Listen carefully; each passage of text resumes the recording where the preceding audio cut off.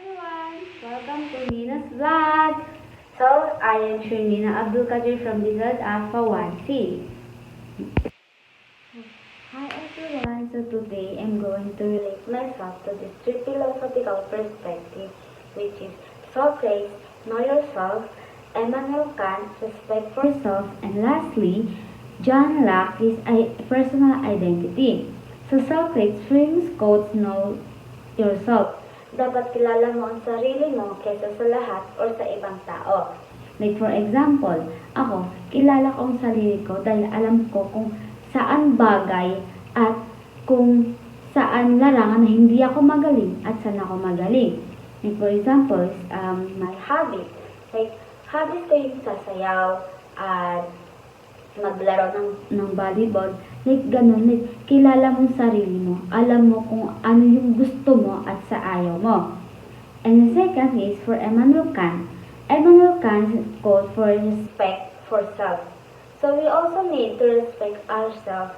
Kasi, how will people respect us if tayo mismo hindi natin tayong respetuhin yung sarili natin?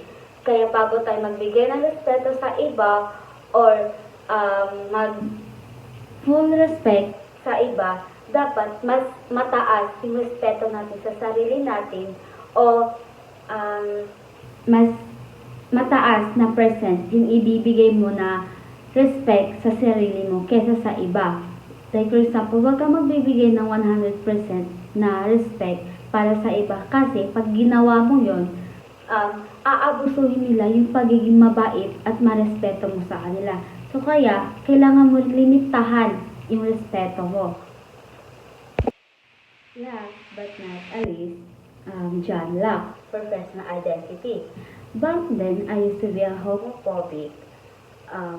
Nandidiri ako sa same-sex relationship dahil nga straight ako. Dahil ang alam ko, na-attract lang ako sa mga boys. Like, ganun. Kasi ang type of girl na girly, ganun. So, nothing, not until not there's a girl who got my attention. Because, you know, she's so attractive.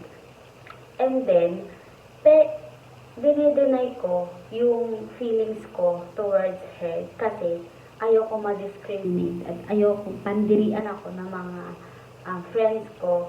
At ayoko masabi, nakakadiri ka kasi pumapatlo ka sa same gender mo.